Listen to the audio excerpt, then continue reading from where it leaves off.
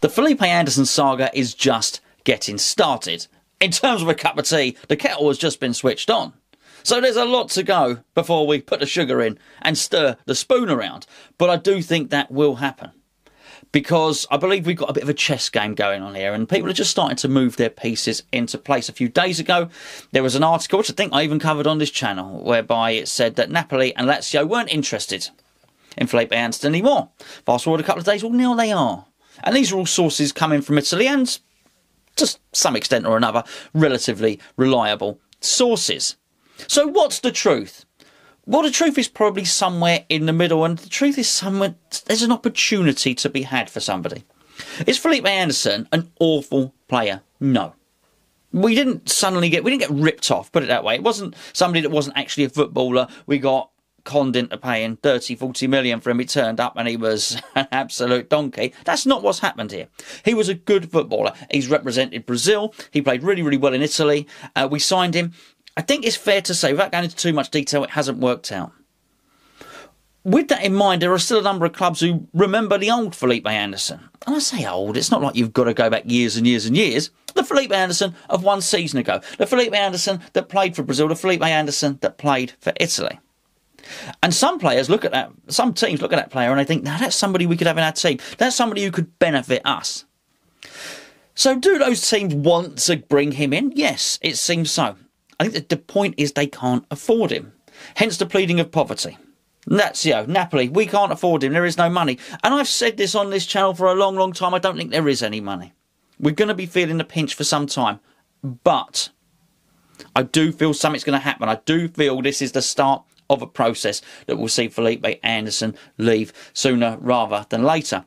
With that in mind, I thought I'll speak to somebody who knows about such things. So I gave agent Barry Silkman a call. Somebody who has been close to some Felipe Anderson business in the past. If that sounds a bit rude, doesn't it? Not in that sense, of course. But I'll get his opinion on what I do believe is going to be a little bit of a saga and something that is going to have a conclusion which, in the current circumstances, is probably quite predictable. Just to give some context before I play the interview with Barry, I don't think Anderson has settled. I think it's clear to say that. There is, you'll hear Barry allude to it at the start of the interview. But as you know, if you've watched this channel, I've thought that for quite some time. He's not really picked up the language. That's been tough. Some people come over here. They have, if you're looking like Thomas Soucek, for instance, listen to him speak. He clearly knows the language. He clearly, whatever, he learned it at school, grew up watching English films or English-speaking films, something like that. Felipe Anderson's not the same. He's struggling a little bit. Initially, I believe his sister came over with him. Then she went back. And I think his brother popped over from a bit. But it's not like Carlos Tevez. When Carlos Tevez came over, the whole family, Tevez came over, with the exception of his missus who he'd split up with and their child. But, you know, whatever. Brothers, mums, dads, so all of them were over here. What that does, it provides a support network, which Felipe Anderson just hasn't got over here. And then if you feed that into the fact that his football has not been scintillating, let's say, at the very least, you can start to look for reasons why he might not want to remain here. Well, that's things from his point of view. From our point of view, from West Ham's point of view, are there any reasons why we might not want him to remain here? Well, yes, we can all think of a few. We have Grady Diangano, who's looking for a bit of love, who's looking for a bit of assurance at the moment, it seems, you read the articles. He wants some confirmation that he's going to be involved in first-team plans if he's going to stay around.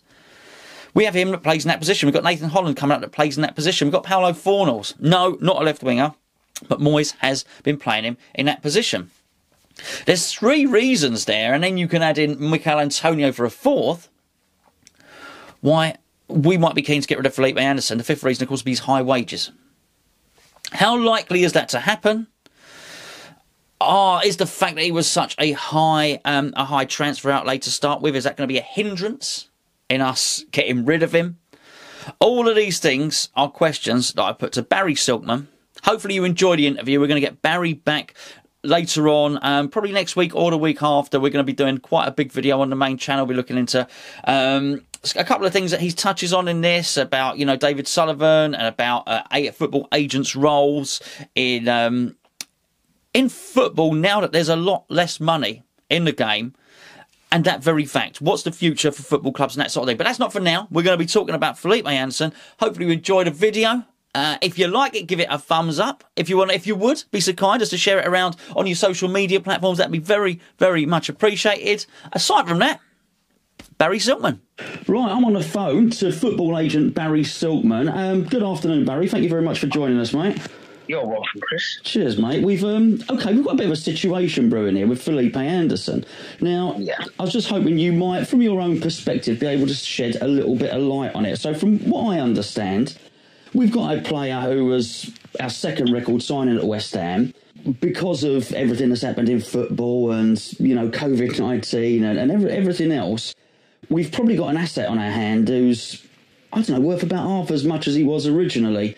When he's now getting linked back to Lazio, who I understand have got no money, and today linked with Arsenal. What's your take on the whole Felipe Anderson saga, please, mate? Obviously, when he went there, he looked a terrific player. I was very close to the situation of the player, and when he went there, he under the previous manager before Moisey went there, he looked a very, very, very good player. He for what he did in his first season, and it's not easy for a player to settle the first season because, we're coming from a different language, different food, different football, different training, different way of playing. It's never easy to settle.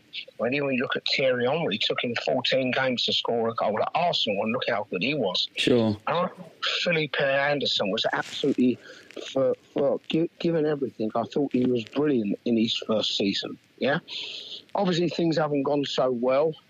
Moisey's come in, and he's probably not a Moisey type of player.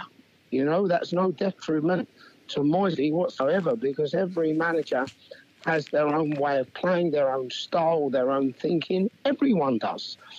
And he's probably not a Moisey type of player. I still think, from a personal point of view, I think he's a brilliant player.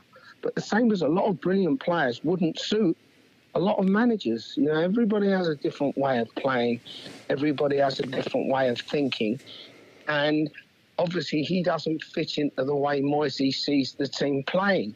So at some stage, I would have a little bet that he won't be there once the transfer deadline window closes. Well, that's interesting. What do you, from our perspective, from West Ham fans' perspective, it actually, the season, the start of last season when Pellegrini was still in place, his form had dipped. And I'm not just putting it all down to him, everybody's form had dipped under Pellegrini by that point. And Pellegrini is a conversation for another day, if you wouldn't mind. But what's the market like at the moment in terms of trying to get rid of a player like Felipe Anderson? This is the problem for not just West Ham and Felipe Anderson.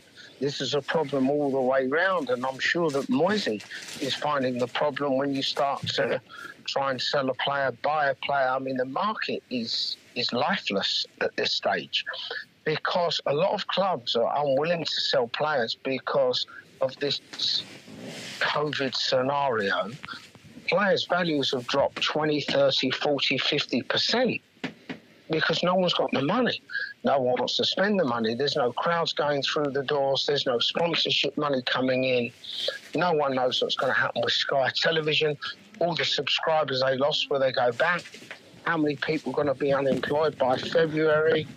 These are all, they're questions that no one can really answer until the time comes. So the market for buying players is on the floor.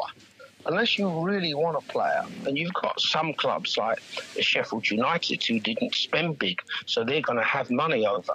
You've got Man United's always big clubs, but even you've got a club like Liverpool who wanted to buy a left back from Norwich and they were quoted too much money, they walked away. Now, normally a club like Liverpool would sit and negotiate for a few weeks and think, OK, if we've got to spend an extra 4 or 5 million, we'll spend it. But no one's doing that now. So the market is literally on the floor. The market that's open, and I'm not saying at all that West Ham should do this, but the market that's open is to loan a player for a fee with either an option to buy him or if he plays a certain amount of games, you're obligated to buy him. But A lot of clubs are not willing to do that, again, because the situation they're in, they don't know financially where they're going to be. So with players like Felipe Anderson, the best options, and I'm not saying that David Sullivan should or shouldn't do it, I'm only giving an opinion on the best option, is to loan him out. The killer becomes when you loan a player out is if he then goes to a club in the Premier League, he's absolutely sensational. You're sitting there struggling and you think, oh no, I've just shot myself in the head. But that's something you have to live with, you know. It's the decision you make and you've got to live with it. I just think at the moment for a lot of clubs, not just Felipe Anderson, a lot of players, the best options are loans. Do you think? Obviously, I think it's fair to say you've broken a few deals with West Ham in your time. I've been involved in a few. Fair to say that, Barry? Yeah. Bearing in mind you've had business dealings with David Sullivan before.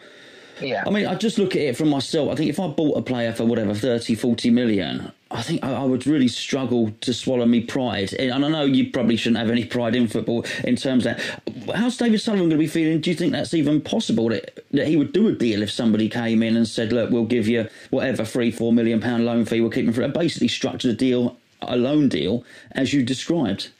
Well, if they're the only deals open to you, you don't have a lot of options, do you, really? And it's not a case of swallowing your pride. It's a case of doing the best deal at the time. I mean, obviously, they've just sold a Jetty, and they've lost quite a bit of money on him. I would think when Hugill goes, they'll lose a bit of money on him. So, it's not so much about swallowing your pride. If you want to look at it, you say, well, we've spent €27 million on this player, yeah? Why should we let him go on loan? I'm not just saying you're talking about West Ham, I'm saying generally, but you're talking about West Ham at the moment. Yeah. What's the situation then with Declan Rice? What's the situation with Declan Rice? Well, he cost nothing, didn't he? But what I'm saying is that he cost nothing, so why should they ask a transfer fee? Surely they've got to let him go for nothing. He costs nothing. You can't say that if somebody costs 25-30 million, you've got to sell them for 15 or 12 million. That's you can't do that, because then you say, well, you can't charge £50 million a player, costs you nothing. It's part of business. It's part of business. There's some deals you've got to earn a lot of money. Some deals you're going to come out almost level. Some deals you're going to lose a lot of money. It's a question of when do I do it? This is the best deal on offer. It's not an ideal situation. It's not the best deal that I'd like to achieve, but at this moment, it's the best deal in front of me. You then got a choice, do I do it or not? And that's how you have to look at football. So many people look at football that when somebody buys a player for 30 or 20 million or 10 million, oh no, look what's happened, they're selling him at 5, they should never sell him. But then you look at the other way, this player's cost us nothing, why should we charge any money for it? You can't be right on both sides, can you? So you're going to gain a lot on some players, you're going to lose a lot on some players. That's just how football's always been. It's never been any different. And do you think Sullivan's a pragmatist like that? Do you think he'll think like that? Well, he'll have to, because he'll have no option, really. You know, he's not a fool. He hasn't got to where he's got to in life by being a fool. And like any businessman, you try and get the best deal you can.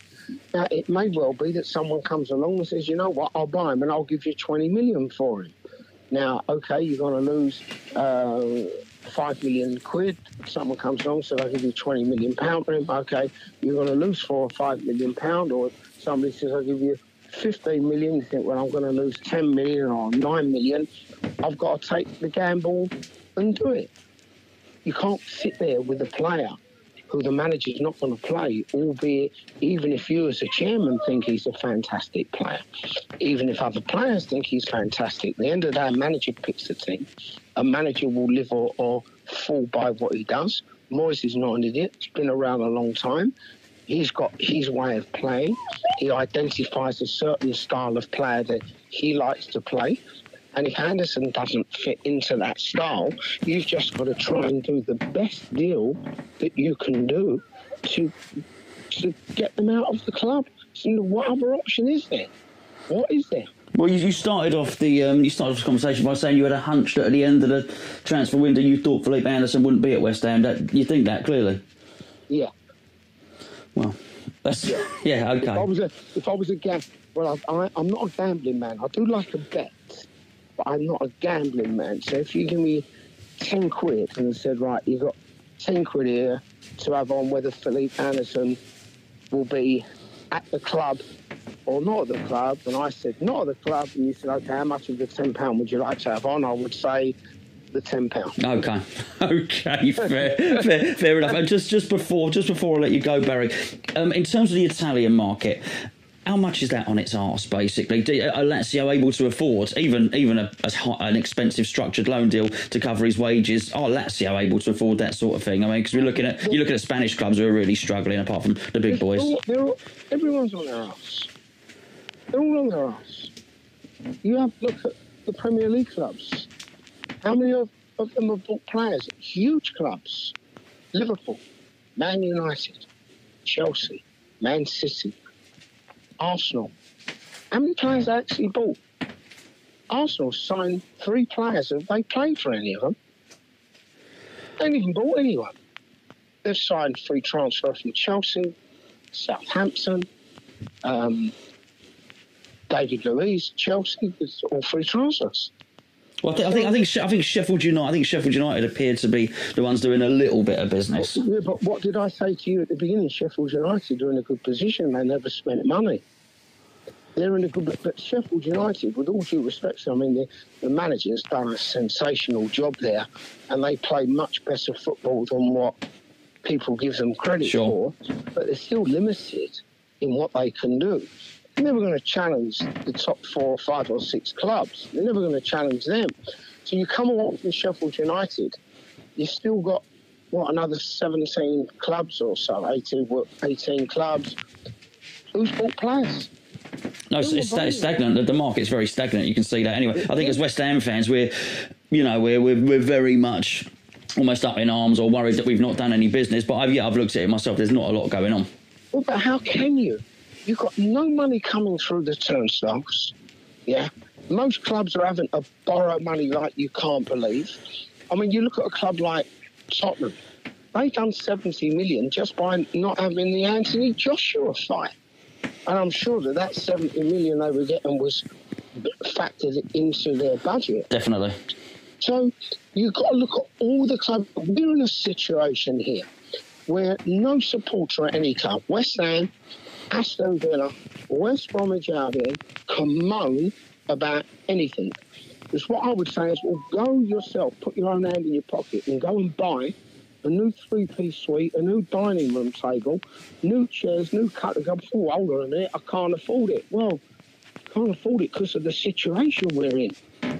Go back a year, you could afford it. And this is no different, all businesses.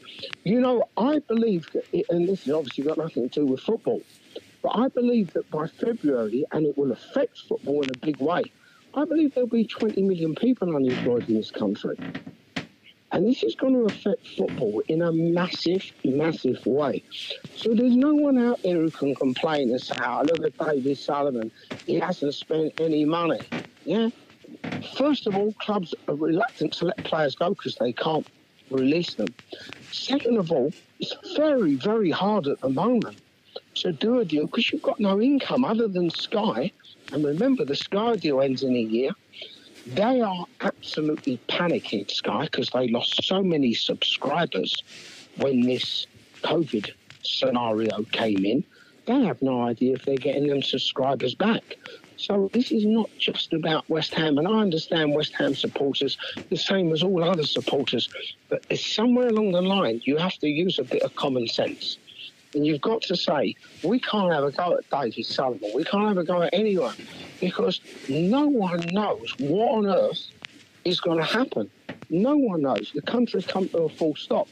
There's a 14th of 1% of people have died, and the country's come to a full stop. It's unheard of. Yeah. It's completely unheard of.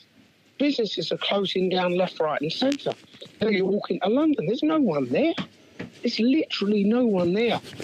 So football, someone's got to take the back step here and say, hold on a minute, we've got to be sensible.